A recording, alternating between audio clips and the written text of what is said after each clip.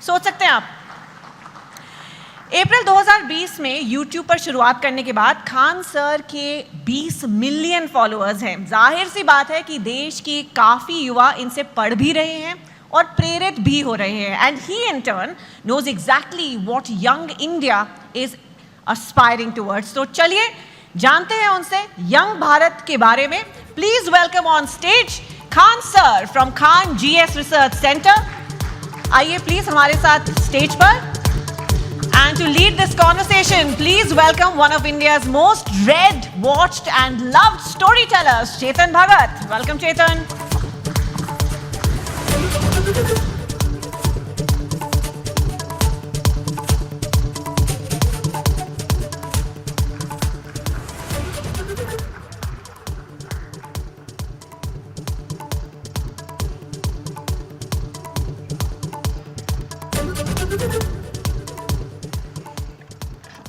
Khan sir, बहुत ही अच्छा लगा आपको देख के। आई थिंक मोस्ट पीपल यहाँ पे शायद खान सर को जानते होंगे, जो नहीं जानते होंगे आज आप जान एक ऐसी हस्ती से कभी नहीं मिले होंगे, क्योंकि लोग आपको टीचर बोलते हैं, लेकिन आपसे बड़ा एंटरटेनर मैंने कोई नहीं देखा। सर नहीं, सीरियसली ये नहीं समझ में आता है कि एजुकेशन इतना इंटरेस्टिंग चीज है, लोग इसको कैसे बोरिंग बना सकते हैं। तो पढ़ाई को इतना इंटरेस्टिंग बना दे कि लोग इसके सिवा कहीं हटना ही नहीं चाहे। हाँ, and before we get into the interview, मतलब मैं आपको बोलूँ इनके वीडियोस बड़े इंटरेस्टिंग होते हैं, वो बात और होती है, but let me show you the master at work. ठीक है, कोई सबसे बोरिंग सब्जेक्ट ले लेते हैं, ठीक है, फिजिक्स। उसमें कोई टॉपिक मैं याद कर रहा हूं अपने IIT के दिन, इलेक्ट्रिक करंट अगर किसी को समझाना है बच्चे को, बिहार में हो, वो कहीं पे भी हो सकता है, और जिसको ज़्यादा नॉलेज नहीं है, इलेक्ट्रिक करंट क्या होता है, कैसे होता है, वोल्टेज वगैरह 3-4 मिनट में अगर समझाना है, तो अगर मैं आपको बोलूँ इलेक्ट्रिक करंट का चैप्टर पढ़ना है, बोलोगे my God such A boring text book. अब हम खान सर को कहते हैं इलेक्ट्रिक करंट। सर देखिए, हम लोग को जो पढ़ाना होता है तो उसमें एक एक्सपेक्ट ये भी होता है कि लड़कों को एग्जाम में पास करके एग्जैक्ट नंबर भी देना है, तो हमें उस एग्जाम के पॉइंट ऑफ व्यू तक पहुंचने में एक अच्छा खासा टाइम लगता है। लेकिन समस्या क्या आ जाती है कि हमारे सामने बच्चा जो पढ़ के आ रहा है, जो गांव से आ रहा है, तो कई ऐसे गवर्नमेंट स्कूल या फिर ऐसे जगहों से वो पढ़ के आ रहा है कि जिसका स्टैंडर्ड एकदम मतलब हम एवरेज से भी नीचे समझ जाते हैं। तो सबसे पहले तो चैलेंज हो जाता है उसको ऊपर लेके आना वहाँ तक। तो एक इलेक्ट्रिक करंट जैसे आप बोले वहाँ पे, तो लड़के जब शुरू में आते हैं तो उनको ये नहीं समझ में आता कि एम्पियर क्या चीज़ है, वोल्टेज में अंतर क्या नहीं समझ पाते, तो उनको समझाना काफ़ी चैलेंजिंग हो जाता है। तो वही एक छोटा मोटा कि हम लोग ये समझते कि जब हम लोग पढ़ते थे तो हमारे दोस्त हमें अच्छे से समझा देते थे, और वो देहाती भाषा में समझाते थे, और टीचर लोग एक स्टैंडर्ड फॉलो करने लगते थे। तो हमें ऐसा लगता था कि मेरा दोस्त ही ज़्यादा जानकार है लेकिन ऐसा नहीं है कि टीचर के पास नॉलेज रहता था, बट बताते नहीं थे। तो हम लोग के पास जब लड़के आते हैं इलेक्ट्रिक करंट के लिए, तो उसको क्या समझाएगा आदमी कि एक इलेक्ट्रॉन एक छोटा सा पार्टिकल होता है, वो कितनी ज़्यादा आ रहा है, कितना ज़्यादा आ रहा है वो संख्या में दिख रहा है, कितनी भीड़ आ रही है, वो भीड़ उसके लिए एम्पियर हो गई, कितनी भीड़ आ रही है, और किस प्रेशर से भीड़ आ रही है वो उसके लिए वोल्टेज हो गया। अगर 220 वोल्ट है तो उसका प्रेशर अलग, 440 है तो उसका प्रेशर अलग। तो जहां भी हम लोग भीड़ से निकलते हैं तो क्या चीज़ होती है, दो ही चीज़ें होती हैं, भीड़ कितनी है और किस स्पीड से निकल रही है। तो जितनी ज़्यादा में भीड़ है वो उसका एम्पियर हो गया, जिस प्रेशर से निकल रही है वो उसके लिए वोल्टेज हो गया, जितना ज़्यादा होगा वो। तो इससे क्या होता है ना कि लड़के को पहले समझ में आता है कि नहीं वो रिलेट कहाँ करना है, फिर धीरे धीरे तो वो चीज़ें उसको एग्जाम तक तो पहुँच ही जाएगा, लेकिन उसको अपने पास हौसला ना खो दे शुरुआत में ही, इसलिए उसके एक फ्रेंड की तरह पढ़ाना जरूरी होता है। ठीक है, यू सॉ और मैंने तो वो वीडियो देखा है आपका इलेक्ट्रिक करंट का, उसमें तो अभी तो आप फिर भी उसमें और भी हैं कि 440 वॉट का झटका लगा तेरे छूने से। वो एक्चुअली गाना था तो हमने उसी पे कोरिलेट कर दिया, क्योंकि लड़के आजकल ना गाना वाना बड़ा सुनते रहते हैं सब आजकल, तो हमें लगा कि यहीं से इन लोगों को, मतलब हम ये नहीं कहते हैं कि तुम अलग से टाइम निकालो, बट जिस चीज़ों को वो देख रहा है, जिसके सराउंडिंग्स में वो रह रहा है, उसमें हर जगह पढ़ाई छुपी हुई है, हम क्यों ना उसको उसी से कोरिलेट कर दें। टंगस्टन का आपने बताया कि लाल हो जाता है, वो दो लोग लड़ रहे हैं, जरा वो भी बताइए। वो जैसे लड़कों सब आते हैं सब, तो उनको ये समझ में नहीं है, फिजिक्स ना एक तो कुछ ऐसे होते हैं दिमाग में लेके चले आते हैं, भैया ये तो मेरे लिए बना ही नहीं है। ऐसा नहीं है। हमारा कोशिश ये रहता है कि एक मजदूर जो है, अगर मजदूरी करके आ रहा है, उसने पढ़ाई नहीं किया है, फिर भी उसको अगर क्वांटम फिजिक्स समझा दिया जाए, ये होती है टीचिंग वहाँ पे, ताकि आपका बैकग्राउंड से कोई मतलब नहीं हो। हम जो टॉपिक अभी पढ़ रहे हैं यहाँ तक समझ में आए। टंगस्टन जैसे आप बोले थे यहाँ पे, तो लड़कों लोग को प्रॉब्लम हो रहा था, तो हमने बस उन को यही बताया कि जैसे आप लोगों को गुस्सा लगता है, तो अलग अलग तरीके से कोई गुस्सा होता है। कि कोई गुस्सा होगा तो गालियां देने लगता है, कोई एक दो हाथ लगाने लगता है, कोई सरापने लगता है कि तुम्हारा ये हो जाए वो हो जाए वहां पे। उसी तरह मेटल्स की अलग अलग खासियत होती है। टंगस्टन उसमें है, उसको करंट देंगे तो गुस्से से लाल हो जाएगा, इसलिए हीटर में उसको लगाते हैं। ये सॉरी, टंगस्टन देंगे तो चमकने लगता है, इसलिए बल्ब में डाल देते हैं। अलग अलग चीजें होता है। नाइक्रोम होता है, चमक के हीट देने लगता है। तो वही, वो जिस चीज को देखा है उस चीज में उसको अच्छे से समझाया जाए। मैंने आज तक ऐसा टीचर नहीं देखा सर, बट जो आप कर रहे हैं, I can't even tell you आप कितनी बड़ी सेवा कर रहे हैं हमारे देश में। जैसे आपने कहा कि एक मजदूर को भी क्वांटम फिजिक्स समझ आ जानी चाहिए, इतना बड़ा सपना लेना ही कि ये पॉसिबल भी है।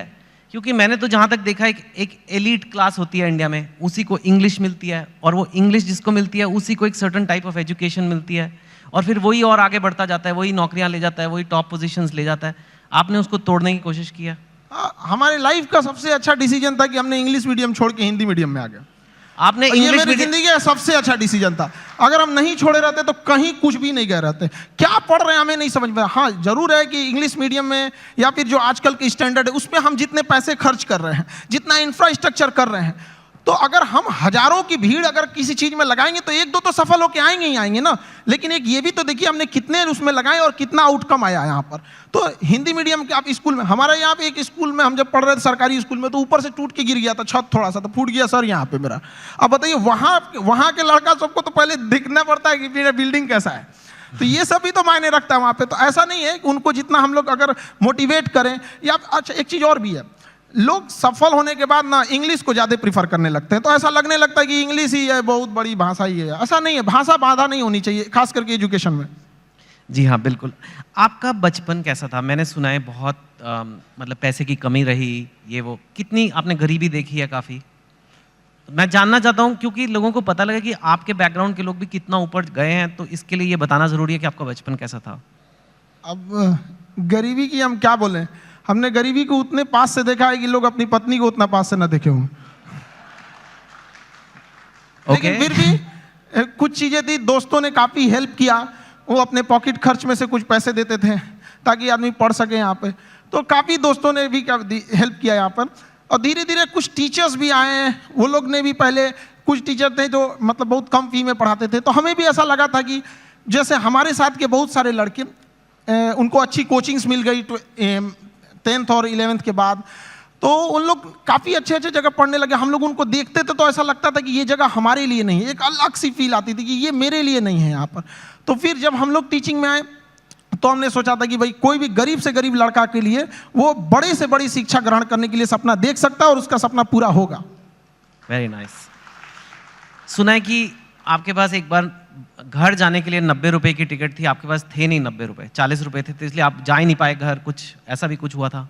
वो दिन मेरे ज़िंदगी का सबसे मतलब अजीब सा दिन था, क्योंकि हम जब कोचिंग चालू किए तो हम मेरे दादाजी ने हमसे, जब प्रॉब्लम्स इतनी ज़्यादा आने लगी तो दादाजी ने बताया कि देखो, सपने तो इंसान के बहुत बड़े होते हैं, सपने कभी मतलब ख्वाहिशें ख़त्म भी नहीं होती हैं, लेकिन कुछ ज़रूरतें होती हैं। तो पहले अपनी ज़रूरतों को देख लो, फिर उसके बाद अपने सपनों के लिए आगे बढ़ना। और दादा का रोल बहुत बड़ा होता है ज़िंदगी में। एक पोता के लिए उसकी ज़िंदगी का पहला दोस्त उसका दादा होता है, और एक दादा के लिए उसकी ज़िंदगी का आखिरी दोस्त उसका पोता होता है। तो मेरे दादाजी ने एकदम दोस्त की तरह रहे उन्हें। तो सबसे पहले हमने होम ट्यूशन चालू किया, जहाँ से हम बेसिक चीज़ें निकाल सके। तो पहली बार हमने एक बच्चे को होम ट्यूशन दिया तो उसको 600 रुपये मिले वहाँ से, जिससे कुछ रूम रेंट वगैरह निकल जाए। फिर एक 800 का मिला, ऐसे मिलते मिलते गया। उसके बाद हम एक कोचिंग्स में गए पढ़ाने के लिए। तो वो कोचिंग में शुरुआत में 4-5 लड़के थे, अगले दिन 50-60 हुए, फिर धीरे धीरे बढ़ते गए। एक हफ्ते में पूरा क्लास ही चेंज हो गया। तो हम पढ़ाने लगे, कोचिंग बहुत अच्छे चलने लगी। तो उन लोगों ने कहा कि फीस आपको बढ़ाना पड़ेगा क्योंकि पैसे तो वहीं से आएंगे आप। तो हमने फीस बढ़ाने का विरोध किया, तो उन लोगों ने कहा ऐसे नहीं होगा। तो फिर हम अपने से पढ़ाना चालू कर दिए। तो हमारी कोचिंग में क्या हुआ कि बम चल गया, बम, एक्चुअल बम वहाँ पे धड़ाधड़ गिरने लगा। हम लोग को दिमाग काम नहीं किया वहाँ पे, और क्या किए, सारी चीज़ें तहस नहस हो गई। अब हमको लगा कि अब घर जाना पड़ेगा। और घर जाने के लिए पैसे 90 रुपये चाहिए होते हैं, हमारे पास वही 40-50 रुपये थे, तो हम कहें कि अब घर भी नहीं लौट सकते, यहीं रुकते हैं, शायद कोई रोक रहा है हमें। वाह, तो जहाँ 40-50 रुपए की बात थी, मैंने सुना है कि आपको अभी थोड़े दिन पहले ही किसी एजुकेशन कंपनी ने कहा कि आप हमारे साथ आ जाओ नौकरी, और इनको जॉब ऑफर मिला, यू कैन से, एक तरह से, एंड वो जॉब ऑफर था 107 करोड़ रुपए का। तो यू नो व्हेन, एक वो दिन भी आपने देखे हैं जो 40-50 रुपए नहीं है, घर जाने के दुकान बंद करके, और 100, लेकिन स्वैग देखो, आप मना कर दिया। हमने मना कर दिया है, हमको 140 करोड़ नहीं चाहिए, हमें 140 करोड़ में आप पैसे ले सकते हैं, लेकिन जो स्टूडेंट का प्यार होता है वो कभी नहीं खरीद सकते हैं। जिस दिन मेरे इंस्टीट्यूट पे बम चला था, पुलिस बाद में आई थी, अगल बगल जितने लॉज थे, जब लड़कों को पता चला था तो पूरे लड़के छाप लिए थे सबको, और पूरे ऑर्गेनाइज अगल बगल की कोचिंगें डर के मारे बंद हो गई थी, और हमारी कोचिंग बम लगने के बाद भी नेक्स्ट बैच से एज इट इज चली थी, बाकी बच्चे नीचे खड़े थे। ये 107 करोड़ में कोई नहीं खरीद सकता है। और हम जिस जगह से आए हैं, बिहार से, यहाँ का अलग ही एक स्वैग है, वो तो मुझे पता है।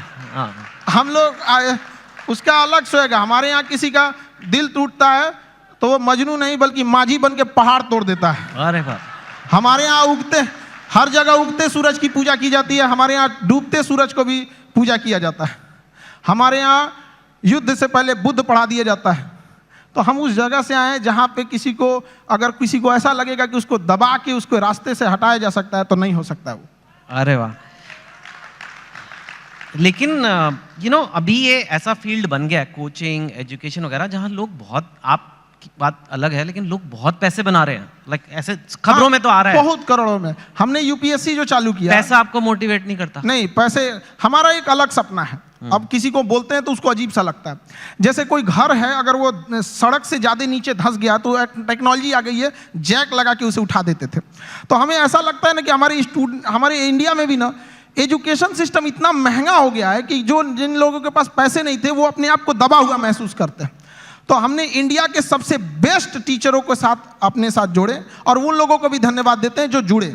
और जो फीस यूपीएससी स्पेशली कहते हैं, जो सबसे इंडिया में टॉप एलीट जॉब वही है, उसकी जो फीस 2.5 लाख थी, सेम टीचर के साथ सेम पढ़ाई को हमने 7,500 रुपए में दे दिया। 2.5 लाख से 7,500 में।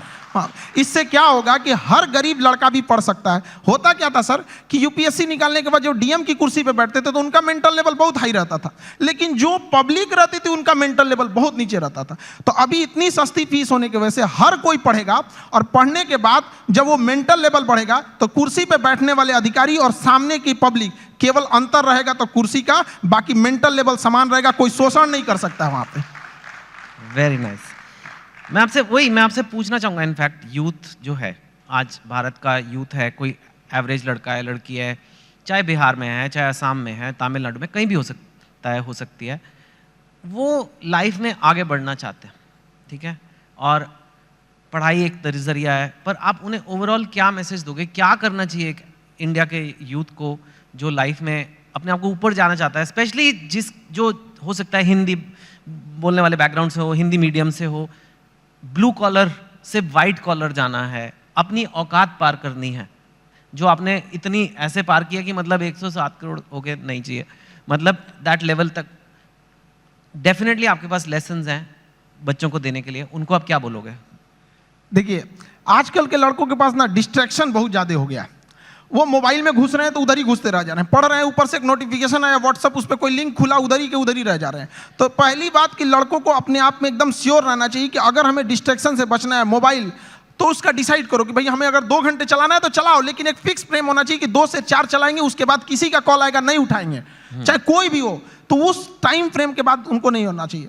दूसरा, आजकल और भी कई प्रॉब्लम, लड़कों के अंदर में आइडियाज बहुत है, मुझे ये करना है, सपने बहुत, एम्बिशन, एग्जीक्यूशन नहीं। अरे भैया करो ना, जब करना है तो चालू करो उसको। यहाँ पे तो टाइम टेबल बनाएगा, जिस दिन टेंशन में आएगा ना, टाइम टेबल बनाया, आज हमको पढ़ना है, और रे को साफ करेगा, किताब वगैरह उसमें अच्छे से रखेगा, 2 दिन फॉलो करेगा, उसके 15 दिन बाद कहेगा तरीका, फिर बनाते हैं टाइम टेबल, वो गड़बड़ हो गया था, अब थोड़ा सा अच्छा वाला बनाना है। तो ऐसा नहीं करना चाहिए। सारे लड़कों को अपना स्ट्रेंथ भी देखना चाहिए। अगर सब लड़के एक जैसे नहीं होते हैं, जिस चीज के लायक हैं उसमें तैयारी करना चाहिए। शुरुआत में कहीं पे भी पहले अपना एक गोल सेट कर लेना चाहिए कि हमारी यहां से जरूरतें पूरी हो जाएंगी, अब इसके बाद हमें अपनी ख्वाहिशें पूरी करनी है शुरुआत से। अब जैसे गरीब के घर का लड़का, उसकी रिस्पॉन्सिबिलिटी के चक्कर में अपने स्किल को मार देता है। एक गांव का लड़का है, इतना बेहतरीन डिजाइन बनाया, आर्ट बनाया, पेंटिंग, लेकिन वो क्या कर सकता है गांव का लड़का? उसके यहाँ घर वाले कहेंगे कौन सी पेंटिंग बना रहा है। तो वो ऐसा नहीं है कि स्किल्ड हर जगह, तो लड़कों को भी पहले एक जगह सेटल हो जाना चाहिए यहाँ पे, उसके बाद पूरी उम्र बची है अपने स्किल को निखारने के लिए। जी हाँ, वेरी नाइस, वेरी नाइस। आपके जो वीडियोस है मैंने देखा है, आप खुद काफ़ी आपको पढ़ना पड़ेगा। आपके जो वीडियो जैसे फिजिक्स, तो मैंने एक एग्जांपल दिया, आपने फॉरेन अफेयर्स पे वीडियो बनाए हैं, इजराइल पैलेस्टाइन पे, रशिया यूक्रेन पे, इंडिया पाकिस्तान, उस पे तो कंट्रोवर्सी भी होती है, और कॉन्स्टिट्यूशन ऑफ इंडिया पे, कोई टॉपिक ले लो, और इतना आप पढ़ाई खुद करते हो। और जहाँ तक मैंने सुना है, अब आप तो one of India top teacher हो, लेकिन आप खुद क्लास में कोई अव्वल स्टूडेंट, मतलब 37th आउट ऑफ 40th आए थे आप। हम 40 लड़कों के क्लास में 37 आए थे। मेरे टीचर परेशान रहते थे कि मेरे स्कूल पे ये धब्बा बन जाएगा। हम उनसे कहें कि सर क्यों परेशान है, चांद फेमस है अपने धब्बा के लिए, लेकिन वो मानते नहीं थे। ऐसा नहीं कि केवल यहाँ शुरू में, बाद में भी ऐसे ही रहे, मतलब धीरे धीरे ऐसे। हमने पोस्ट ग्रेजुएशन में जिस लड़के को हमसे एग्जाम में पूछ लेता भाई थोड़ा सा हेल्प कर दे, वो तो जानते ही हैं थोड़ा तो चली जाता है, हमने उसको हेल्प किया, उसका आया 70% से ज़्यादा, मेरा 48 आया, हम मार्कशीट फाड़ के फेंक दिए, नहीं चाहिए हमको। क्या करेंगे, वैसे भी हम उसका रख लो भैया वहाँ पे। नहीं तो अब आप काफ़ी पढ़ते हो, बिकॉज एक चीज़ को सिखाने के लिए खुद को समझना है, बहुत ही अच्छे से समझना है एक कॉन्सेप्ट को, ताकि उसे मैं एकदम सिंपल वे में और बेटर समझा सकूं। तो आप खुद काफ़ी पढ़ते हो, खुद काफ़ी स्टडी करते हो? काफ़ी, इसके लिए बहुत मेहनत करना पड़ता है। और कई बार हमें लगा कि हम किसी टीम को लगा देंगे, वो टीम हमसे परेशान होकर भाग जाती है कि भैया इनके साथ झेलना बड़ा मुश्किल है, ये क्या क्या चीज़ों की रिक्वायरमेंट है, तो उसके लिए थोड़ा बैकग्राउंड में मेहनत ज़्यादा करना रहता है। वाह। और पर आप टीचर वैसे शुरू से बनना नहीं चाहते थे, पहले आपका फौज का बड़ा शौक है? आज भी मेरा शौक फौज का है, मतलब आज भी हमारी ख्वाहिश वही है, आज भी मौका मिले तो वहीं चले जाए। लेकिन मेरा ना हाथ काफ़ी टेढ़ा है यहाँ पे, तो इतना टेढ़ा है, उन लोगों को लगा मतलब। आप गए थे? हाँ, एनडीए का एग्जाम दिए, यूपीएससी लेती है, हम सारे लोगों को बताए देखिए यूपीएससी एग्जाम लेती है, और इसका फीस भी 150 रुपये का फॉर्म आया उस समय एनडीए का, हम लोग के समय।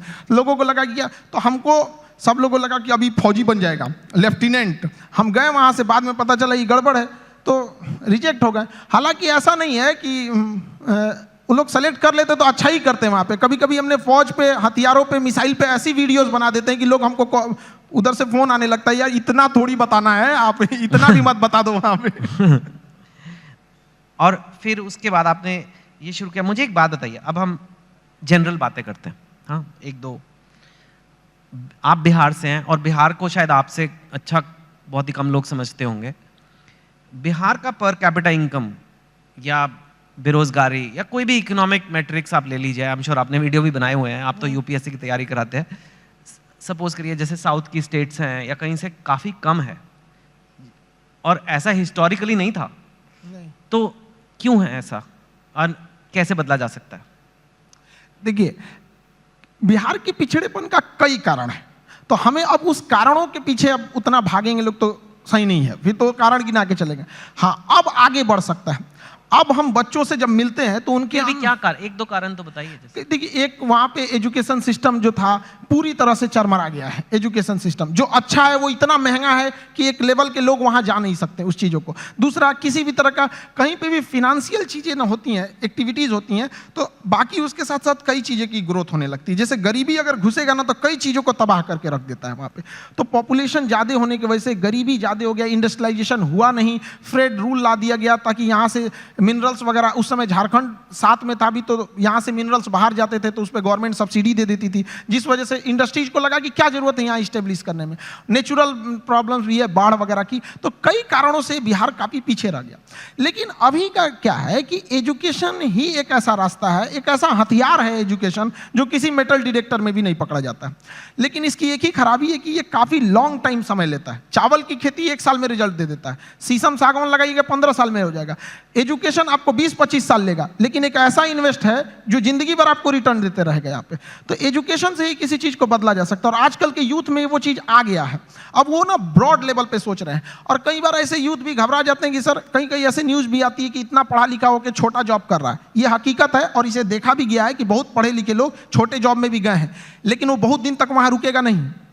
वो वहाँ नहीं रुकेगा, मैं दरिया हूँ अपना हुनर जानता हूँ, जहाँ से भी गुजरूंगा अपना रास्ता बना लूंगा। तो एजुकेशन वाले लोग जहाँ भी जाएंगे वो कुछ देर तक किसी प्रॉब्लम से वहाँ रुक सकते हैं, लेकिन फिर वो अपना रास्ता निकाल लेंगे। तो हर बच्चों को यही कहते हैं, थोड़ा वक्त लेगा, लेकिन एक दिन जब पलटेगा ये वक्त तो पूरी दुनिया देखेगी। Thank you.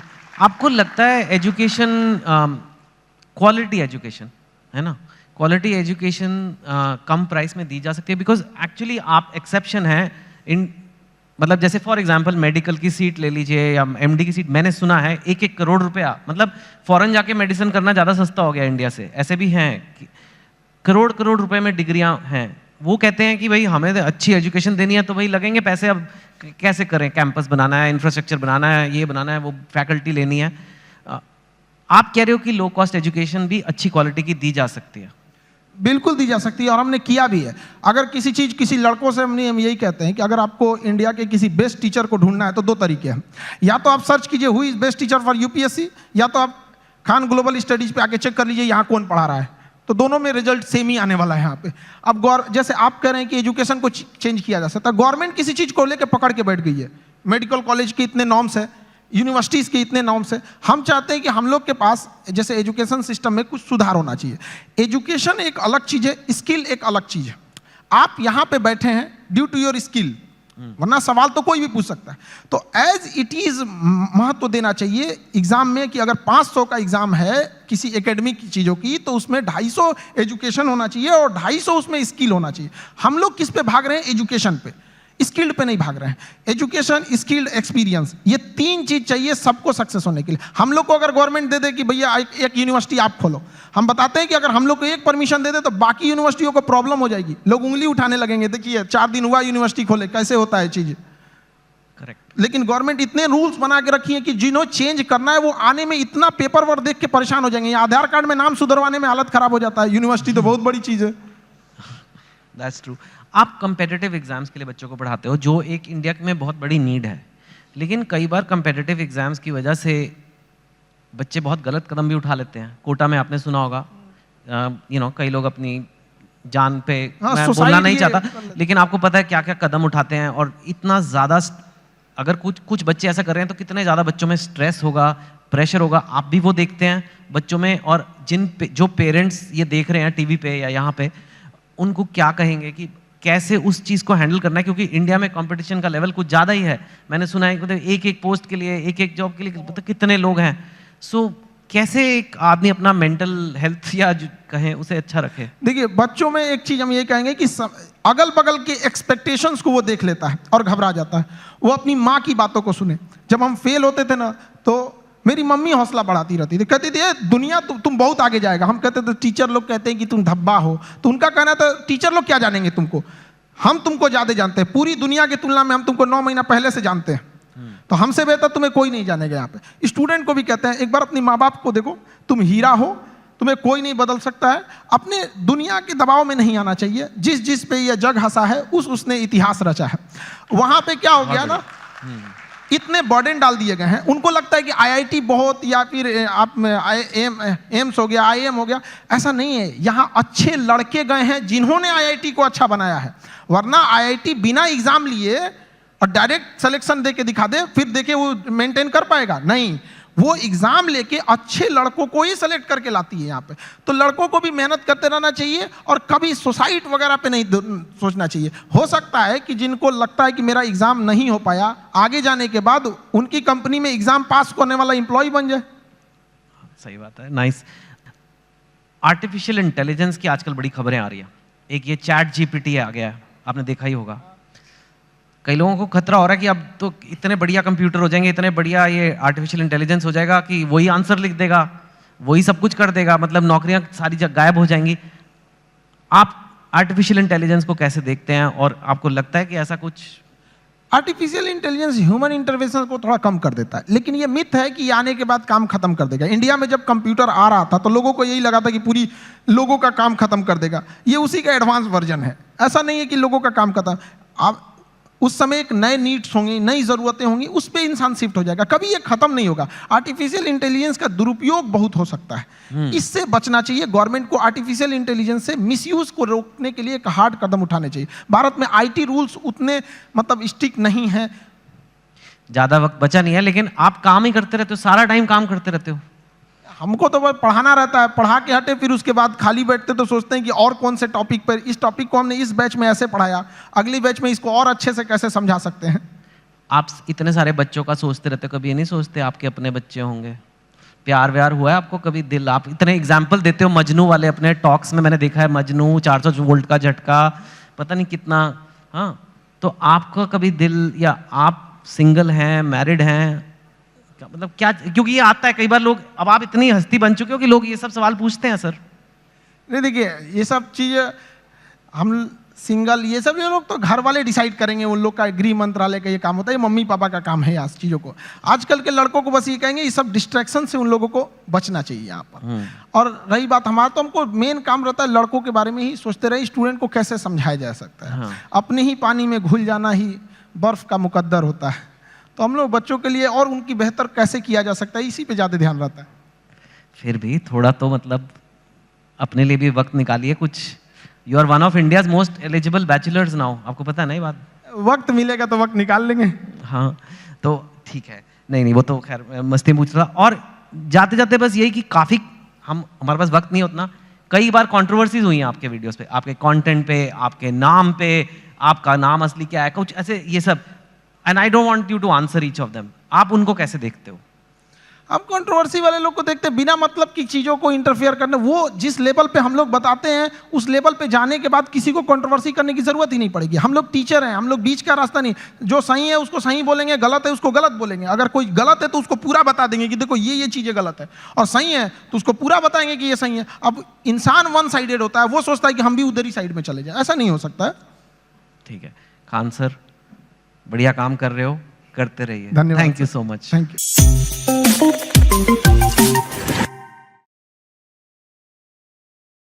Of course, that depends on, the class that the person is teaching and the subject that they are teaching. पर अगर आप पटना चले जाएं, आप खान सर से मिलें, तो वो आज के ज़माने में भी एक 6 महीने का कोर्स 200 रुपए में पढ़ाते हैं। सोच सकते हैं आप। अप्रैल 2020 में YouTube पर शुरुआत करने के बाद खान सर के 20 मिलियन फॉलोअर्स हैं। जाहिर सी बात है कि देश के काफ़ी युवा इनसे पढ़ भी रहे हैं और प्रेरित भी हो रहे हैं। And he in turn knows exactly what young India is aspiring towards. तो चलिए जानते हैं उनसे यंग भारत के बारे में। Please welcome on stage Khan sir from Khan GS research centre. आइए प्लीज हमारे साथ स्टेज पर। And to lead this conversation, please welcome one of India's most read, watched and loved storytellers, Chetan Bhagat. Welcome, Chetan.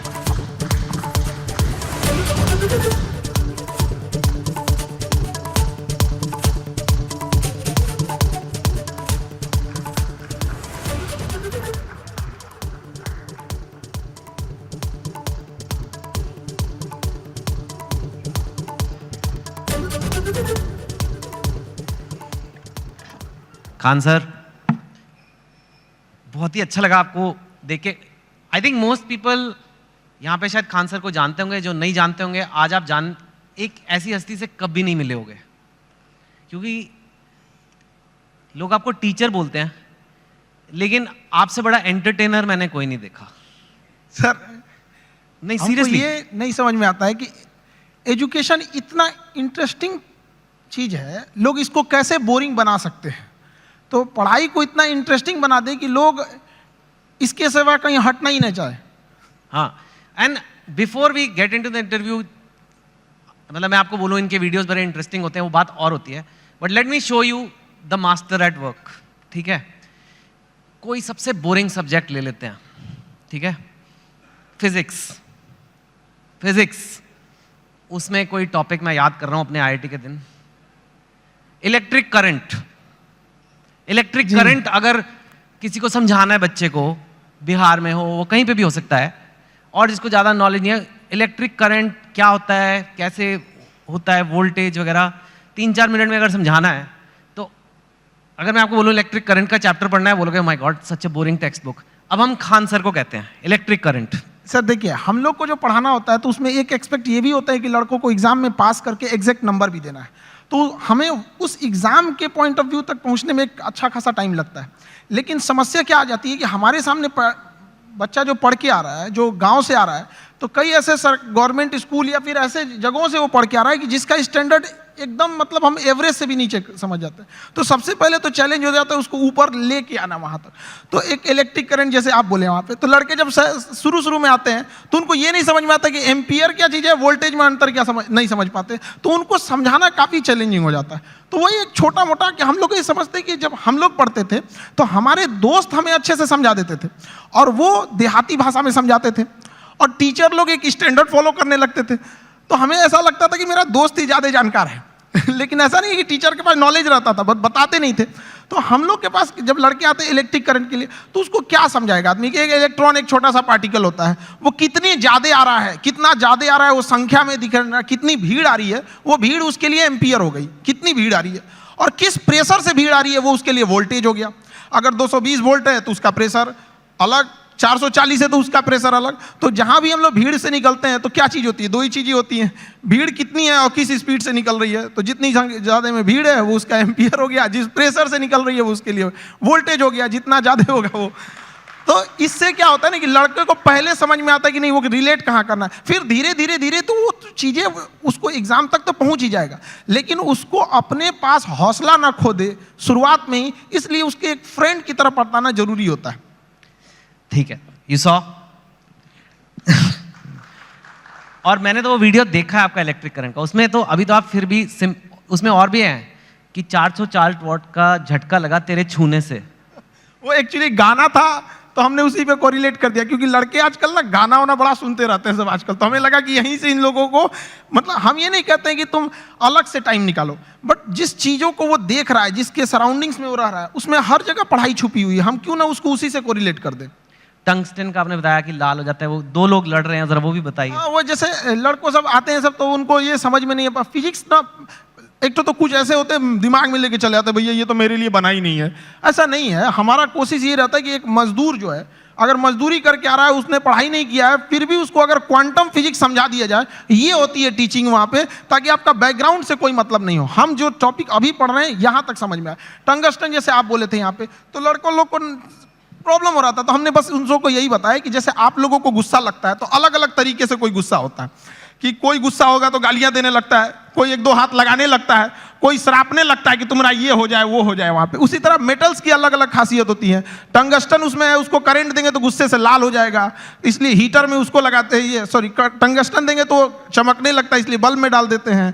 अलग अलग चीज़ें होता है, nichrome होता है, चमक के हीट देने लगता है। तो वही वो जिस चीज़ को देखा है उस चीज़ में उसको अच्छे से समझाया जाए। मैंने आज तक ऐसा टीचर नहीं देखा सर, बट जो आप कर रहे हैं, I can't even tell you आप कितनी बड़ी सेवा कर रहे हैं हमारे देश में। जैसे आपने कहा कि एक मजदूर को भी क्वांटम फिजिक्स समझ आ जानी चाहिए, इतना बड़ा सपना लेना ही कि ये पॉसिबल भी है। क्योंकि मैंने तो जहाँ तक देखा एक एलीट क्लास होती है इंडिया में, उसी को इंग्लिश मिलती है, और वो इंग्लिश जिसको मिलती है उसी को एक सर्टन टाइप ऑफ एजुकेशन मिलती है, और फिर वही और आगे बढ़ता जाता है, वही नौकरियाँ ले जाता है, वही टॉप पोजिशंस ले जाता है। आपने उसको तोड़ने की कोशिश किया। हमारे लाइफ का सबसे अच्छा डिसीजन था कि हमने इंग्लिश मीडियम छोड़ के हिंदी मीडियम में आ गए। आपने ये मेरी जिंदगी का सबसे अच्छा डिसीजन था। अगर हम नहीं छोड़े रहते तो कहीं कुछ भी नहीं गए रहते। क्या पढ़ रहे हैं हमें नहीं समझ में। हाँ जरूर है कि इंग्लिश मीडियम में या फिर जो आजकल के स्टैंडर्ड है उसमें हम जितने पैसे खर्च कर रहे हैं, जितना इंफ्रास्ट्रक्चर कर रहे हैं, तो अगर हम हजारों की भीड़ अगर किसी चीज में लगाएंगे तो एक दो तो सफल होके आएंगे ही आएंगे ना। लेकिन एक ये भी तो देखिए हमने कितने उसमें लगाए और कितना आउटकम आया यहाँ पर। तो हिंदी मीडियम के आप स्कूल में, हमारे यहाँ पे एक स्कूल में हम जब पढ़ रहे थे सरकारी स्कूल में, तो ऊपर से टूट के गिर गया था छत, थोड़ा सा तो फूट गया सर यहाँ पे मेरा। अब बताइए वहाँ के लड़का सबको तो पहले दिखना पड़ता है कि मेरा बिल्डिंग कैसा है। तो ये सब भी तो मायने रखता है वहाँ पे। तो ऐसा नहीं है कि उनको जितना हम लोग अगर मोटिवेट करें या अच्छा एक चीज़ और भी है, लोग सफल होने के बाद ना इंग्लिश को ज़्यादा प्रीफर करने लगते हैं। तो ऐसा लगने लगता है कि इंग्लिश ही है बहुत बड़ी भाषा ही है। ऐसा नहीं है, भाषा बाधा नहीं होनी चाहिए, खास करके एजुकेशन में। जी हाँ बिल्कुल। आपका बचपन कैसा था? मैंने सुना है बहुत मतलब पैसे की कमी रही, ये वो, कितनी आपने गरीबी देखी है काफ़ी। मैं जानना चाहता हूँ क्योंकि लोगों को पता लगे कि आपके बैकग्राउंड के लोग भी कितना ऊपर गए हैं, तो इसके लिए ये बताना ज़रूरी है कि आपका बचपन कैसा था। अब गरीबी की हम क्या बोलें, हमने गरीबी को उतने पास से देखा है कि लोग अपनी पत्नी को उतना पास से ना देखे हों। लेकिन फिर भी कुछ चीज़ें थी, दोस्तों ने काफ़ी हेल्प किया, वो अपने पॉकेट खर्च में से कुछ पैसे देते थे ताकि आदमी पढ़ सके यहाँ पे। तो काफ़ी दोस्तों ने भी हेल्प किया यहाँ पर। और धीरे धीरे कुछ टीचर्स भी आए हैं, वो लोग ने भी पहले, कुछ टीचर थे जो मतलब बहुत कम फी में पढ़ाते थे। तो हमें भी ऐसा लगा था कि जैसे हमारे साथ के बहुत सारे लड़के उनको अच्छी कोचिंग्स मिल गई 10th और 11th के बाद, तो उन लोग काफ़ी अच्छे अच्छे जगह पढ़ने लगे। हम लोग उनको देखते थे तो ऐसा लगता था कि ये जगह हमारे लिए नहीं है, एक अलग सी फील आती थी कि ये मेरे लिए नहीं है यहाँ पर। तो फिर जब हम लोग टीचिंग में आए तो हमने सोचा था कि भाई कोई भी गरीब से गरीब लड़का के लिए वो बड़े से बड़ी शिक्षा ग्रहण करने के लिए सपना देख सकता है और उसका सपना पूरा होगा। Very nice. सुना है कि आपके पास एक बार घर जाने के लिए 90 रुपए की टिकट थी, आपके पास थे नहीं 90 रुपए, 40 रुपए थे, तो इसलिए आप जा ही नहीं पाए घर, कुछ ऐसा भी कुछ हुआ था? वो दिन मेरे ज़िंदगी का सबसे मतलब अजीब सा दिन था, क्योंकि हम जब कोचिंग चालू किए तो हम मेरे दादाजी ने हमसे, जब प्रॉब्लम्स इतनी ज़्यादा आने लगी तो दादाजी ने बताया कि देखो, सपने तो इंसान के बहुत बड़े होते हैं, सपने कभी मतलब ख्वाहिशें ख़त्म भी नहीं होती हैं, लेकिन कुछ ज़रूरतें होती हैं। तो पहले अपनी ज़रूरतों को देख लो, फिर उसके बाद अपने सपनों के लिए आगे बढ़ना। और दादा का रोल बहुत बड़ा होता है ज़िंदगी में। एक पोता के लिए उसकी ज़िंदगी का पहला दोस्त उसका दादा होता है, और एक दादा के लिए उसकी ज़िंदगी का आखिरी दोस्त उसका पोता होता है। तो मेरे दादाजी ने एकदम दोस्त की तरह रहे उन्हें। तो सबसे पहले हमने होम ट्यूशन चालू किया, जहाँ से हम बेसिक चीज़ें निकाल सके। तो पहली बार हमने एक बच्चे को होम ट्यूशन दिया तो उसको 600 रुपये मिले वहाँ से, जिससे कुछ रूम रेंट वगैरह निकल जाए। फिर एक 800 का मिला, ऐसे मिलते मिलते गया। उसके बाद हम एक कोचिंग्स में गए पढ़ाने के लिए। तो वो कोचिंग में शुरुआत में 4-5 लड़के थे, अगले दिन 50-60 हुए, फिर धीरे धीरे बढ़ते गए। एक हफ्ते में पूरा क्लास ही चेंज हो गया। तो हम पढ़ाने लगे, कोचिंग बहुत अच्छे चलने लगी। तो उन लोगों ने कहा कि फीस आपको बढ़ाना पड़ेगा, क्योंकि पैसे तो वहीं से आएंगे आप। तो हमने फीस बढ़ाने का विरोध किया, तो उन लोगों ने कहा ऐसे नहीं होगा। तो फिर हम अपने से पढ़ाना चालू कर दिए।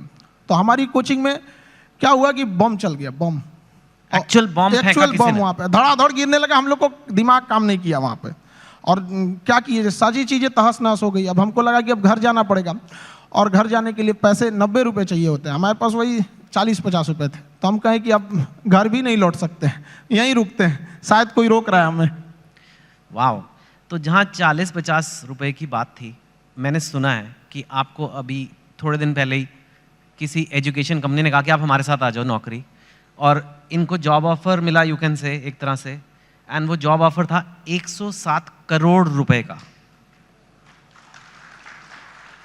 तो यू नो व्हेन, एक वो दिन भी आपने देखे हैं जो 40-50 रुपए नहीं है, घर जाने के दुकान बंद करके, और 100, लेकिन स्वैग देखो, आप मना कर दिया। हमने मना कर दिया है, हमको 140 करोड़ नहीं चाहिए। हमें 140 करोड़ में आप पैसे ले सकते हैं, लेकिन जो स्टूडेंट का प्यार होता है वो कभी नहीं खरीद सकते हैं। जिस दिन मेरे इंस्टीट्यूट पे बम चला था, पुलिस बाद में आई थी, अगल बगल जितने लॉज थे, जब लड़कों को पता चला था तो पूरे लड़के छाप लिए थे सबको, और पूरे अगल बगल की कोचिंगें डर के मारे बंद हो गई थी। और हमारी कोचिंग बम लगने के बाद भी नेक्स्ट बैच से एज इट इज चली थी, बाकी बच्चे नीचे खड़े थे। ये 107 करोड़ में कोई नहीं खरीद सकता है। और हम जिस जगह से आए हैं, बिहार से, यहाँ का अलग ही एक स्वैग है, वो तो मुझे पता है। हाँ, हम लोग उसका अलग स्वैग है। हमारे यहाँ किसी का दिल टूटता है तो वो मजनू नहीं बल्कि माझी बन के पहाड़ तोड़ देता है। अरे वाह। हमारे यहाँ हर जगह उगते सूरज की पूजा की जाती है, हमारे यहाँ डूबते सूरज को भी पूजा किया जाता है। हमारे यहाँ युद्ध से पहले बुद्ध पढ़ा दिया जाता है। तो हम उस जगह से आए हैं जहाँ पे अगर किसी को ऐसा लगेगा कि उसको दबा के उसको रास्ते से हटाया जा सकता है, तो नहीं हो सकता है वो। अरे वाह। लेकिन यू नो अभी ये ऐसा फील्ड बन गया है, कोचिंग, एजुकेशन वगैरह, जहाँ लोग बहुत, आपकी बात अलग है, लेकिन लोग बहुत पैसे बना रहे हैं। लाइक ऐसे खबरों में तो आ रहा है बहुत करोड़ों में। हमने यूपीएससी जो चालू किया, पैसा आपको मोटिवेट नहीं करता? नहीं, पैसे हमारा एक अलग सपना है। अब किसी को बोलते हैं तो उसको अजीब सा लगता है। जैसे कोई घर है, अगर वो सड़क से ज्यादा नीचे धंस गया तो टेक्नोलॉजी आ गई है, जैक लगा के उसे उठा देते थे। तो हमें ऐसा लगता है ना कि हमारे इंडिया में भी ना एजुकेशन सिस्टम इतना महंगा हो गया है कि जिन लोगों के पास पैसे नहीं थे वो अपने आप को दबा हुआ महसूस करते हैं। तो हमने इंडिया के सबसे बेस्ट टीचरों के साथ अपने साथ जोड़े, और उन लोगों को भी धन्यवाद देते हैं जो जुड़े। और जो फीस यूपीएससी स्पेशली कहते हैं, जो सबसे इंडिया में टॉप एलीट जॉब वही है, उसकी जो फीस 2.5 लाख थी, सेम टीचर के साथ सेम पढ़ाई को हमने 7,500 रुपये में दे दिया। 2.5 लाख से 7,500 में। हाँ, इससे क्या होगा कि हर गरीब लड़का भी पढ़ सकता है। होता क्या था सर कि यूपीएससी निकालने के बाद जो डीएम की कुर्सी पे बैठते थे तो उनका मेंटल लेवल बहुत हाई रहता था, लेकिन जो पब्लिक रहती थी उनका मेंटल लेवल बहुत नीचे रहता था। तो अभी इतनी सस्ती फीस होने की वजह से हर कोई पढ़ेगा, और पढ़ने के बाद जब वो मेंटल लेवल बढ़ेगा तो कुर्सी पे बैठने वाले अधिकारी और सामने की पब्लिक केवल अंतर रहेगा तो कुर्सी का, बाकी मेंटल लेवल समान रहेगा, कोई शोषण नहीं कर सकता वहां पे। Very nice.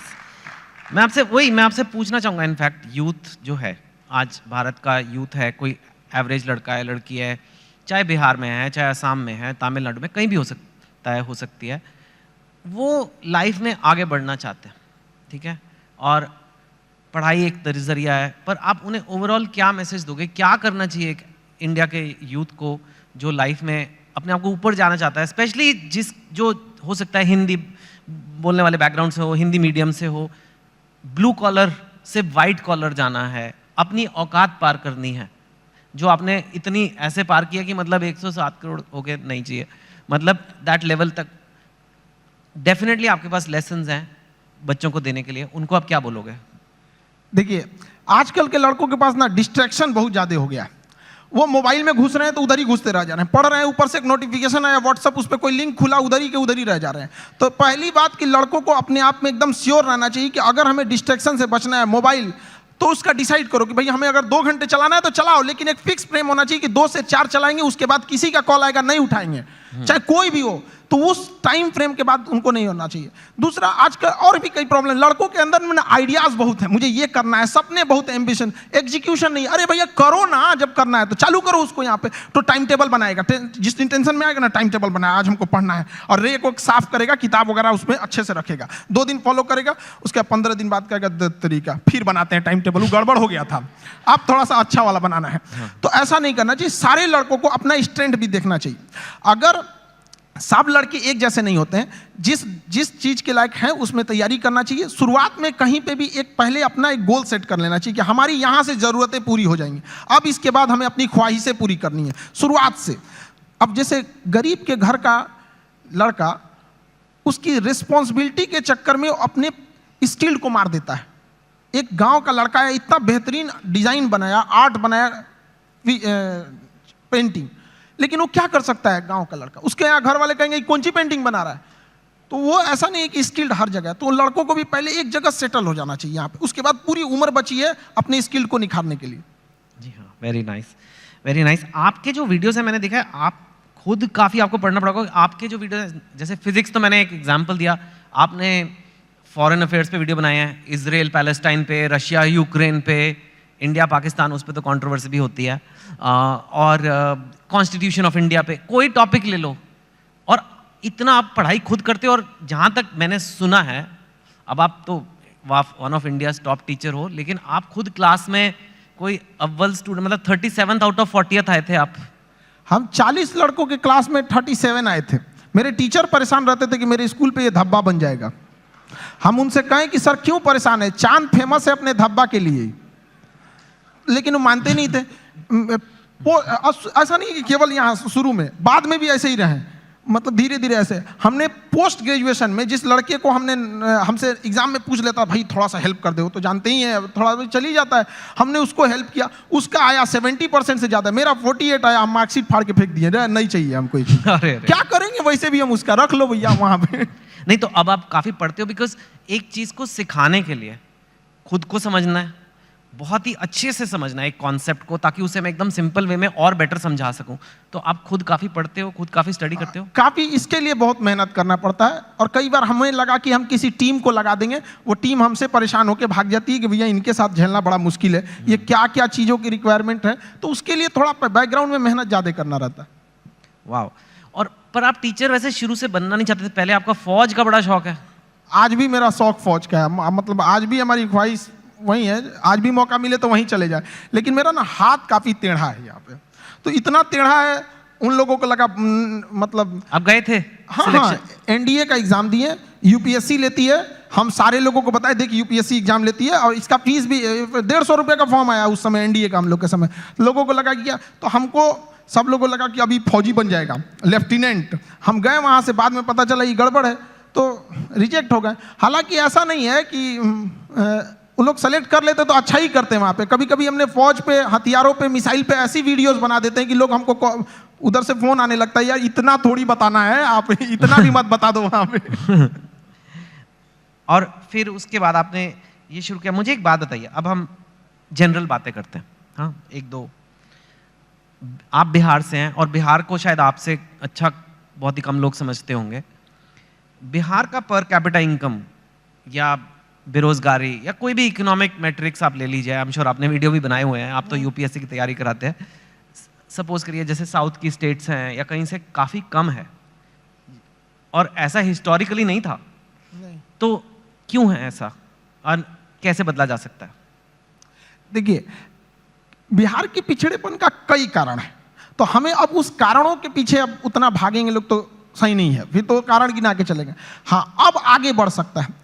अब हम बच्चों से जब मिलते हैं तो उनके भी क्या कारण, एक दो कारण तो बताइए। देखिए, एक वहाँ पे एजुकेशन सिस्टम जो था पूरी तरह से चरमरा गया है। एजुकेशन सिस्टम जो अच्छा है वो इतना महंगा है कि एक लेवल के लोग वहाँ जा नहीं सकते उस चीज़ों को। दूसरा, किसी भी तरह का कहीं पे भी फिनेंशियल चीज़ें ना होती हैं, एक्टिविटीज़ होती हैं, तो बाकी उसके साथ साथ कई चीज़ें की ग्रोथ होने लगती है। जैसे गरीबी अगर घुसेगा ना तो कई चीज़ों को तबाह करके रख देता है वहाँ पे। तो पॉपुलेशन ज़्यादा होने की वजह से गरीबी ज़्यादा हो गया, इंडस्ट्रियलाइजेशन हुआ नहीं, फ्रेड रूल ला दिया गया ताकि यहाँ से मिनरल्स वगैरह, उस समय झारखंड साथ में था भी तो यहाँ से मिनरल्स बाहर जाते थे तो उस पर गवर्नमेंट सब्सिडी दे देती थी, जिस वजह से इंडस्ट्रीज को लगा कि क्या जरूरत है यहाँ इस्टेब्लिश करने में। नेचुरल प्रॉब्लम्स भी है, बाढ़ वगैरह की, तो कई कारणों से बिहार काफ़ी पीछे रह गया। लेकिन अभी का क्या है कि एजुकेशन ही एक ऐसा रास्ता है, एक ऐसा हथियार है एजुकेशन, जो किसी मेटल डिटेक्टर में भी नहीं पकड़ा जाता है। लेकिन इसकी एक ही खराबी है कि ये काफ़ी लॉन्ग टाइम समय लेता है। चावल की खेती 1 साल में रिजल्ट दे देता है, शीशम सागवान लगाइएगा 15 साल में हो जाएगा। एजुकेशन आपको 20-25 साल लेगा, लेकिन एक ऐसा इन्वेस्ट है जो जिंदगी भर आपको रिटर्न देते रहेगा यहाँ पे। तो एजुकेशन से ही किसी चीज को बदला जा सकता है, और आजकल के यूथ में वो चीज आ गया है।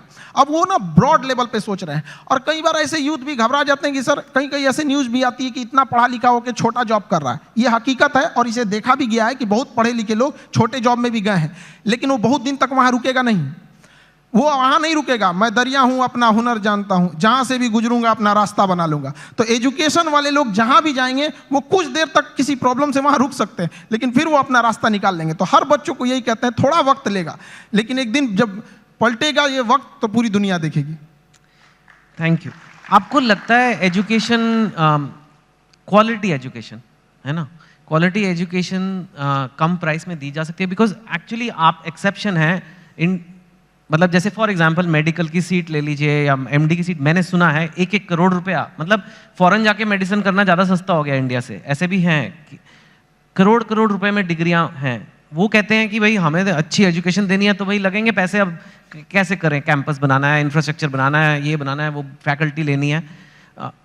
आप कह रहे हो कि लो कॉस्ट एजुकेशन भी अच्छी क्वालिटी की दी जा सकती है? बिल्कुल दी जा सकती है, और हमने किया भी है। अगर किसी चीज़, किसी लड़कों से हम यही कहते हैं कि अगर आपको इंडिया के किसी बेस्ट टीचर को ढूंढना है तो 2 तरीके हैं। या तो आप सर्च कीजिए who is best teacher for UPSC, या तो आप खान ग्लोबल स्टडीज पे आके चेक कर लीजिए यहाँ कौन पढ़ा रहा है, तो दोनों में रिजल्ट सेम ही आने वाला है यहाँ पे। अब जैसे आप कह रहे हैं कि एजुकेशन को चेंज किया जा सकता है, गवर्नमेंट किसी चीज़ को लेकर पकड़ के बैठ गई है। मेडिकल कॉलेज के इतने नॉर्म्स है, यूनिवर्सिटीज़ के इतने नॉर्म्स है। हम चाहते हैं कि हम लोग के पास जैसे एजुकेशन सिस्टम में कुछ सुधार होना चाहिए।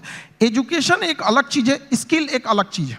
आप यहाँ पे बैठे हैं ड्यू टू योर स्किल, वरना सवाल तो कोई भी पूछ सकता है। तो एज इट इज़ महत्व देना चाहिए एग्जाम में कि अगर 500 का एग्जाम है किसी एकेडमिक चीज़ों की, तो उसमें 250 एजुकेशन होना चाहिए और 250 उसमें स्किल होना चाहिए। हम लोग किस पे भाग रहे हैं? एजुकेशन पे, स्किल्ड पे नहीं भाग रहे हैं। एजुकेशन, स्किल्ड, एक्सपीरियंस, ये 3 चीज चाहिए सबको सक्सेस होने के लिए। हम लोग को अगर गवर्नमेंट दे दे कि भैया एक यूनिवर्सिटी आप खोलो, हम बताते हैं कि अगर हम लोग को एक परमिशन दे दे तो बाकी यूनिवर्सिटियों को प्रॉब्लम हो जाएगी, लोग उंगली उठाने लगेंगे, देखिए 4 दिन हुआ यूनिवर्सिटी खोले, कैसे होता है चीज। करेक्ट। लेकिन गवर्नमेंट इतने रूल्स बना के रखी है कि जिन्हों चेंज करना है वो आने में इतना पेपर वर्क देख के परेशान हो जाएंगे। आधार कार्ड में नाम सुधरवाने में हालत खराब हो जाता है, यूनिवर्सिटी तो बहुत बड़ी चीज है। That's true.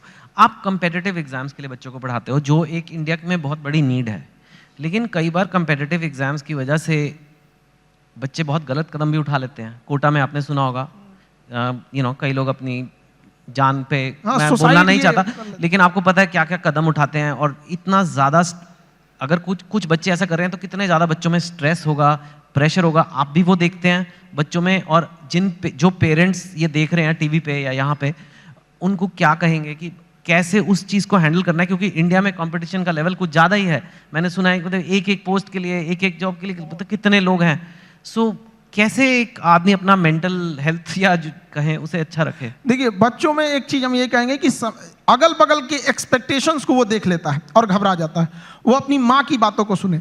जब हम फेल होते थे ना, तो मेरी मम्मी हौसला बढ़ाती रहती थी, कहती थी ये दुनिया तुम बहुत आगे जाएगा। हम कहते थे टीचर लोग कहते हैं कि तुम धब्बा हो, तो उनका कहना था टीचर लोग क्या जानेंगे तुमको, हम तुमको ज्यादा जानते हैं, पूरी दुनिया की तुलना में हम तुमको 9 महीना पहले से जानते हैं, तो हमसे बेहतर तुम्हें कोई नहीं जानेगा। यहाँ पे स्टूडेंट को भी कहते हैं एक बार अपने माँ बाप को देखो, तुम हीरा हो, तुम्हें कोई नहीं बदल सकता है। अपने दुनिया के दबाव में नहीं आना चाहिए। जिस जिस पे ये जग हंसा है उसने इतिहास रचा है। वहां पे क्या हो गया ना, इतने बर्डन डाल दिए गए हैं। उनको लगता है कि आईआईटी बहुत, या फिर आप एम्स हो गया, आईएम हो गया। ऐसा नहीं है। यहाँ अच्छे लड़के गए हैं जिन्होंने आईआईटी को अच्छा बनाया है। वरना आईआईटी बिना एग्जाम लिए और डायरेक्ट सिलेक्शन दे के दिखा दे, फिर देखे वो मेंटेन कर पाएगा? नहीं, वो एग्जाम लेके अच्छे लड़कों को ही सेलेक्ट करके लाती है यहाँ पे। तो लड़कों को भी मेहनत करते रहना चाहिए और कभी सुसाइड वगैरह पे नहीं सोचना चाहिए। हो सकता है कि जिनको लगता है कि मेरा एग्जाम नहीं हो पाया, आगे जाने के बाद उनकी कंपनी में एग्जाम पास करने वाला एम्प्लॉय बन जाए। सही बात है, नाइस। आर्टिफिशियल इंटेलिजेंस की आजकल बड़ी खबरें आ रही है। एक ये चैट जीपीटी आ गया है, आपने देखा ही होगा। कई लोगों को खतरा हो रहा है कि अब तो इतने बढ़िया कंप्यूटर हो जाएंगे, इतने बढ़िया ये आर्टिफिशियल इंटेलिजेंस हो जाएगा कि वही आंसर लिख देगा, वही सब कुछ कर देगा, मतलब नौकरियां सारी गायब हो जाएंगी। आप आर्टिफिशियल इंटेलिजेंस को कैसे देखते हैं, और आपको लगता है कि ऐसा कुछ? आर्टिफिशियल इंटेलिजेंस ह्यूमन इंटरवेंशन को थोड़ा कम कर देता है, लेकिन ये मिथ है कि आने के बाद काम खत्म कर देगा। इंडिया में जब कंप्यूटर आ रहा था तो लोगों को यही लगा था कि पूरी लोगों का काम खत्म कर देगा। ये उसी का एडवांस वर्जन है। ऐसा नहीं है कि लोगों का काम खत्म। आप उस समय एक नए नीड्स होंगी, नई ज़रूरतें होंगी, उस पर इंसान शिफ्ट हो जाएगा। कभी ये खत्म नहीं होगा। आर्टिफिशियल इंटेलिजेंस का दुरुपयोग बहुत हो सकता है, इससे बचना चाहिए। गवर्नमेंट को आर्टिफिशियल इंटेलिजेंस से मिसयूज को रोकने के लिए एक हार्ड कदम उठाने चाहिए। भारत में आईटी रूल्स उतने मतलब स्ट्रिक्ट नहीं है। ज़्यादा वक्त बचा नहीं है, लेकिन आप काम ही करते रहते हो, सारा टाइम काम करते रहते हो। हमको तो बस पढ़ाना रहता है, पढ़ा के हटे, फिर उसके बाद खाली बैठते तो सोचते हैं कि और कौन से टॉपिक पर, इस टॉपिक को हमने इस बैच में ऐसे पढ़ाया, अगली बैच में इसको और अच्छे से कैसे समझा सकते हैं। आप इतने सारे बच्चों का सोचते रहते हो, कभी ये नहीं सोचते आपके अपने बच्चे होंगे? प्यार व्यार हुआ है आपको कभी? दिल, आप इतने एग्जाम्पल देते हो मजनू वाले अपने टॉक्स में, मैंने देखा है मजनू, 400 वोल्ट का झटका, पता नहीं कितना। हाँ, तो आपका कभी दिल, या आप सिंगल हैं, मैरिड हैं, मतलब क्या? क्योंकि ये आता है कई बार लोग, अब आप इतनी हस्ती बन चुके हो कि लोग ये सब सवाल पूछते हैं। सर नहीं, देखिए ये सब चीज़ें हम सिंगल, ये सब ये लोग तो घर वाले डिसाइड करेंगे। उन लोग का गृह मंत्रालय का ये काम होता है, ये मम्मी पापा का काम है इस चीज़ों को। आजकल के लड़कों को बस ये कहेंगे, ये सब डिस्ट्रैक्शन से उन लोगों को बचना चाहिए यहाँ पर। और रही बात हमारा, तो हमको मेन काम रहता है लड़कों के बारे में ही सोचते रहे, स्टूडेंट को कैसे समझाया जा सकता है। अपने ही पानी में घुल जाना ही बर्फ का मुकद्दर होता है। तो हम लोग बच्चों के लिए और उनकी बेहतर कैसे किया जा सकता है, इसी पे ज़्यादा ध्यान रहता है। फिर भी थोड़ा तो मतलब अपने लिए भी वक्त निकालिए कुछ। You are one of India's most eligible bachelors now, आपको पता है ना ये बात? वक्त मिलेगा तो वक्त निकाल लेंगे। हाँ, तो ठीक है। नहीं, वो तो खैर मस्ती पूछ रहा। और जाते जाते बस यही कि काफ़ी हमारे पास वक्त नहीं उतना, कई बार कंट्रोवर्सीज हुई हैं आपके वीडियोस पे, आपके कंटेंट पे, आपके नाम पे, आपका नाम असली क्या है, कुछ ऐसे ये सब। And I don't want you to answer each of them. आप उनको कैसे देखते हो? हम कंट्रोवर्सी वाले लोग को देखते हैं, बिना मतलब की चीज़ों को इंटरफेयर करने। वो जिस लेवल पे हम लोग बताते हैं, उस लेवल पे जाने के बाद किसी को कंट्रोवर्सी करने की जरूरत ही नहीं पड़ेगी। हम लोग टीचर हैं, हम लोग बीच का रास्ता नहीं। जो सही है उसको सही बोलेंगे, गलत है उसको गलत बोलेंगे। अगर कोई गलत है तो उसको पूरा बता देंगे कि देखो ये चीज़ें गलत है, और सही है तो उसको पूरा बताएंगे कि ये सही है। अब इंसान वन साइडेड होता है, वो सोचता है कि हम भी उधर ही साइड में चले जाए। ऐसा नहीं हो सकता है। ठीक है खान सर, बढ़िया काम कर रहे हो, करते रहिए। धन्यवाद। Thank you so much. Thank you.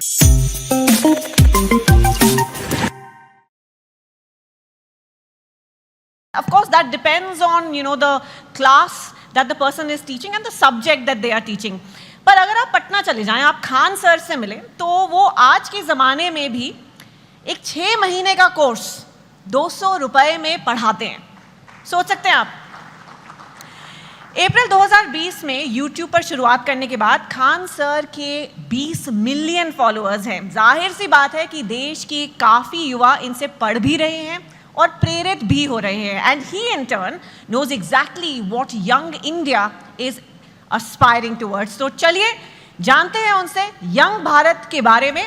Please welcome on stage Khan sir from Khan GS research centre. आइए प्लीज हमारे साथ स्टेज पर। And to lead this conversation, please welcome one of India's most read, watched and loved storytellers, Chetan Bhagat. Welcome, Chetan.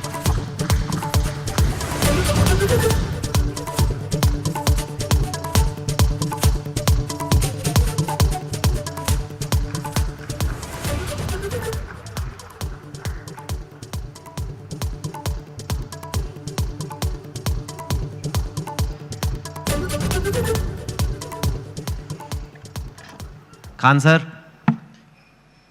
बहुत ही अच्छा लगा आपको देख के। I think